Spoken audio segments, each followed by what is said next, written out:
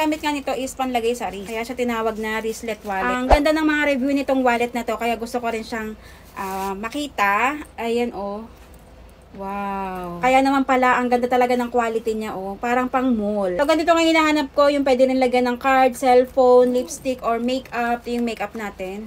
Concealer, lipstick, pwede nating ilagay. Ayan, cute. Kasi ito naman yung pinakaloob niya. Ayan, meron siyang hati dito. Sinubukan ko na nga siyang lagyan. So, itong cellphone is malaki to. 6.7 inches yata to. Ayan oh, kita nyo.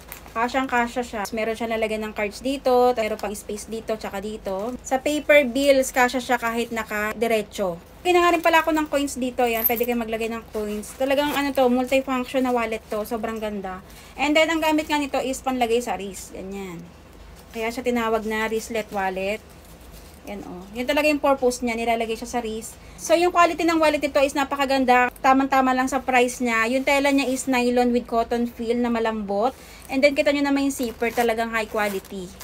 Kahit balik-balikin nyo siyang ganyan, hindi talaga masisira ka agad. Marami rin itong available color. So, itong hawak ko is dark pink. So, pili na lang kayo ng mga favorite color nyo dyan. Lahat naman sila maganda. Ang hirap mamili. Pero favorite ko kasi pink. Kaya, eto tayo. Pink tayo. Kung naghahanap din kayo ng high quality, multifunctional na wallet, ito na yung ibilin nyo. Available yung link niya sa ating yellow basket. Syempre, check out nyo na yan.